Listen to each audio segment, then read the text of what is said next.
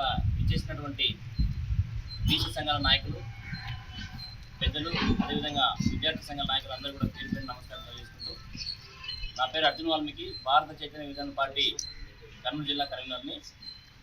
ఈరోజు ముఖ్య ఉద్దేశం ఏమిటంటే ఈ సమావేశం పాల్గొనడం, ఇదే నెల 22వ తేదీన భారత చైతన్య విధాన పార్టీ ఆధ్వర్యంలో జరుగుతున్నటువంటి బీసీ సింహగర్జన, బీసీల హక్కుల కోసం, బీసీ రక్షణ కోసం ఒక భారీ బహిరంగ సభను ఏర్పాటు చేయడం జరుగుతుంది.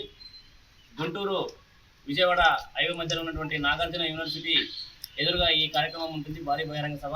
కావున ప్రతి నియోజకవర్గంలో ఒక బీసీ నాయకులు అత్యధిక సంఖ్య రావాలని చెప్పేసి ప్రతి ఒక్క నాయకుడిని, అదేవిధంగా ప్రజా సంఘాలకు అతీతంగా, రాజకీయ పార్టీలకు అతీతంగా, అదేవిధంగా విద్యార్థి సంఘాలకు అతీతంగా అందరూ కూడా కలుపుకుని ఈ యొక్క బహిరంగ సభను ఏర్పాటు చేయడం జరుగుతుంది. కాబట్టి మన భారత చైతన్య విధాన పార్టీ అధినేత అయినటువంటి బోడే రామచంద్ర యాదవ్ గారి ఆధ్వర్యంలో ఈ సమావేశం జరుగుతుంది. కాబట్టి ప్రతి ఒక్క నియోజకవర్గం నుంచి, ప్రతి ఒక్క మండల, అదేవిధంగా గ్రామ స్థాయి నుంచి అత్యధిక జనాభా బీసీలో వచ్చేసి ఈ యొక్క బహిరంగ సభను ఏర్పాటు చేయాలి, ఈ బహిరంగ సభను విజయవంతం చేయాలని చెప్పేసి ఒక 5 అంశాలపైన ఈరోజు పోస్టర్ విడుదల చేసి అందరూ కూడా ఆహ్వానించడం జరుగుతుంది. కాబట్టి ఈరోజు ఆదరణి నియోజకవర్గం స్థాయిలో ఈరోజు ఇక్కడ ఆర్ఎండ్పీ గెస్ట్ హౌస్ దగ్గర బీసీ నాయకుల, సీనియర్ నాయకులు, అదేవిధంగా విద్యార్థి సంఘాల నాయకులు అందరూ కూడా కలుపుకుని ఈరోజు పోస్టర్ ఆవిష్కరణ చేయడం జరిగింది. కాబట్టి ప్రతి ఒక్కరిని మనం మా కర్నూలు జిల్లా నుంచి అందరం కూడా ఆహ్వానిస్తున్నాం.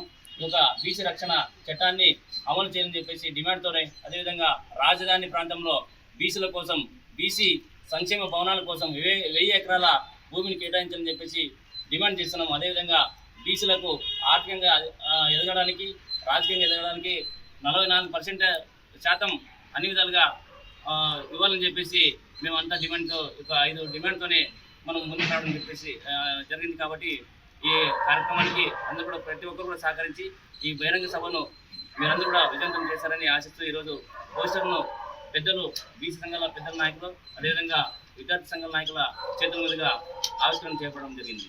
ధన్యవాదాలు.